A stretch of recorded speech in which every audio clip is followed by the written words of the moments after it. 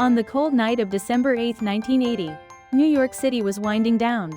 At the entrance of the Dakota Building, one of the most recognizable musicians of the 20th century took his final steps.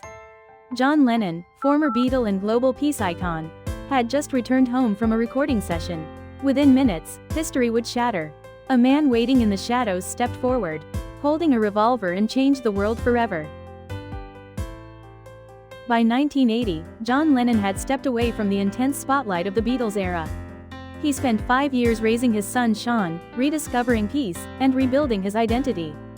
That year, Lennon returned to music with a new album, Double Fantasy, offering a hopeful message of love and rebirth. Fans believed it was the start of a new chapter. Instead, it became his final one. The shooter, Mark David Chapman, had traveled from Hawaii with a single purpose. He was a longtime Beatles fan. Yet his admiration twisted into a dark obsession. Chapman carried a copy of The Catcher in the Rye, claiming he wanted to be Holden Caulfield. He believed Lennon was a phony who betrayed his ideals. Hours before the attack, Lennon even signed an autograph for Chapman. A chilling photograph captures their brief encounter, one of the most haunting images in pop culture history. At 10:50 p.m., Lennon stepped out of his limousine with Yoko Ono. As he walked toward the archway of the Dakota, Chapman called out, "Mr. Lennon." When Lennon turned, Chapman fired 5 shots. 4 bullets struck him. The doorman wrestled Chapman to the ground. Lennon collapsed on the steps, bleeding heavily, whispering only, "I'm shot." He died minutes later at Roosevelt Hospital. Within an hour, news broadcasts interrupted regular programming. John Lennon, dead at 40.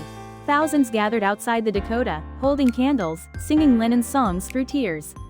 Radio stations played Imagine endlessly. The world felt as if peace itself had been attacked. Even decades later, people remember exactly where they were when they heard the news. A sign of how deeply Lennon shaped modern culture.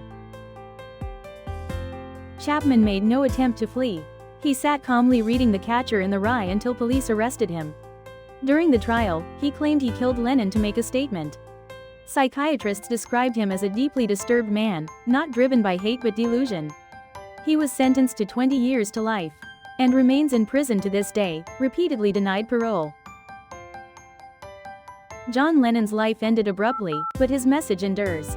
Give Peace a Chance, Imagine, and countless other works continue to inspire movements for peace, justice, and human rights. His death was a tragedy, but his voice, paradoxically, became even louder. December 8, 1980, remains one of the darkest nights in music history. A peaceful artist was taken by senseless violence. Yet his dream of a better world continues to echo. John Lennon's final lesson? That ideas can outlive the people who create them.